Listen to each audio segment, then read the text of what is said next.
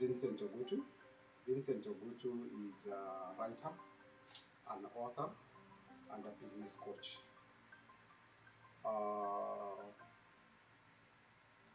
In terms of profession, I would say that I'm a transformational agent. How do I transform? I transform through my writing, especially business writing, business articles. I transform through my books that are very practical and inspirational. And I also transform through business coaching. I work with entrepreneurs to change or grow their businesses. I also work with business owners to help them put systems in their businesses and enable their businesses to grow. Because just doing the business the old way doesn't work anymore. I help them with the business model that looks at how can you be innovative, how can you generate revenue efficiently, and how can you grow so that you accelerate your business.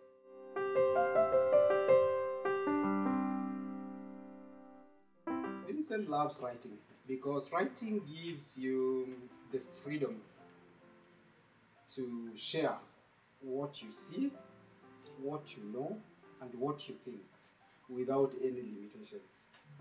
Actually, there is a quote from the early Roman Empire that there are certain characters that have a certificate for madness. This is an artist, an author, and a madman.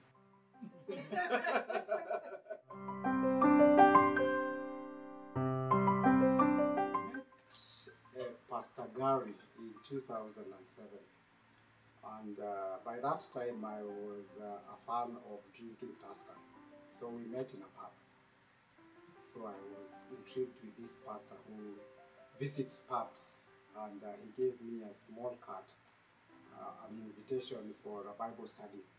So this is interesting. For the first time, I'm seeing a pastor who is actually genuine, fishing flock the same way Jesus would do it. So I went for the Bible study for a few weeks, I think about 6 to 8 weeks, and then I reconnected with Christ.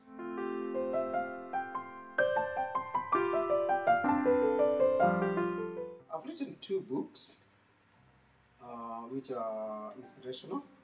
I've published 2 academic articles, and I've helped a client write her first book as a ghostwriter. Vincent is not searching. Yeah. Vincent is married to one Evelyn, and we have a young daughter, about 2 years old, known as Ivana. I enjoy being within the family, where I'm able to play with my daughter. I love telling stories and meeting strangers. So sometimes we go out, and as we go out, I always try to network. And my wife sometimes is surprised. Vincent, do you know that person? So, I met him only today. And how come you're talking as if you know each other? You. It comes naturally. I love going into nature. And I've climbed Mount Kenya 5 times.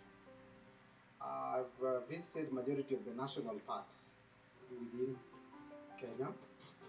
And when I was in employment, I visited quite a number of countries. In 1997, I visited Japan, and it was a international youth program where I visited several countries. From Japan, we went to Singapore. From Singapore, we went to Seychelles. From Seychelles, we came to Mombasa. From Mombasa, we went to Oman, then Jordan, and then back to Kenya. I've visited India, I've visited South Africa, I've visited Tunisia, I've visited DRC Congo. I've visited quite a number of countries.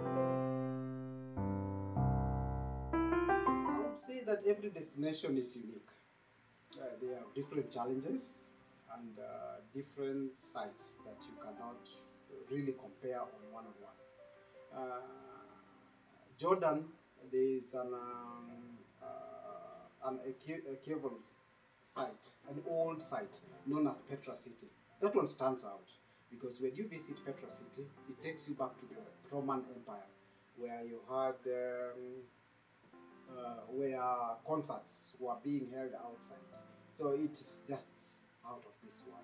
And what is interesting in Petra is that we have problems of water in Nairobi. Can you imagine in those years before 1800 going backwards, they had piped water?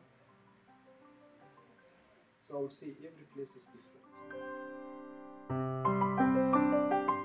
So we were trying to walk in Johannesburg the same way we walk in Nairobi, trying to look at the buildings and the people.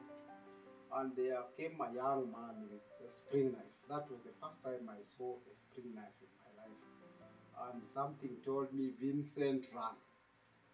And by not saying anything and running, I saved even my colleague's passport and the little money that we had. Saying that I discovered I was a writer. Because going back to school, in secondary school, I was very poor in grammar. And I was made to believe that I cannot write. Then many years after, my mentor, James Karundu, was starting a mentorship program for people interested in writing books. And I asked myself, Vincent, with all these experiences you've had in Japan, DRC, Congo, South Africa, Kenya, Mount Kenya, if you put all this down, it can form a book. And I gave it a try. And I would say that I've never looked back. Yes, you can make it by yourself, but you'll make a lot of mistakes and it will take you a lot of time. So in order to save resources and save you time, work with a mentor. It doesn't matter whether the mentor is on finances or personal development or writing books or running a business, get yourself a mentor. You can have 2-3 mentors because everyone's life has got different phases. You can have a pastoral mentor to take care of your spiritual. You can have a business mentor, for example, to help you with how to invest, so that you don't make common mistakes that people make. It is very expensive to make mistakes that others have already done, instead of learning from them and avoiding them.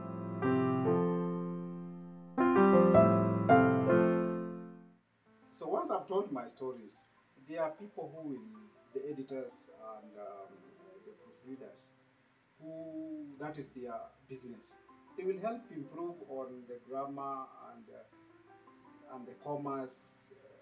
Let's just write stories and let Kenyans enjoy good stories without thinking so much about the grammar and the other limitations that we have. You can't do everything. Me, I know how to tell stories. You have to get 1 or 2 editors. In my case, I work with 2 different editors because from experience, once an editor has gone through your work once, twice, they cannot improve on it because they know the way the story is flowing. So they'll miss a comma, semicolon here. But to give it to a third eye, they will be able to make further improvement. And lastly, I go to a proofreader to give the final finish before I go for the layout. And then the book is done. I print my books at CLC. And since I have only 2 books, the other one I printed with a different publisher, because sometimes it's good to also try out other people to just to compare in terms of the quality of the work.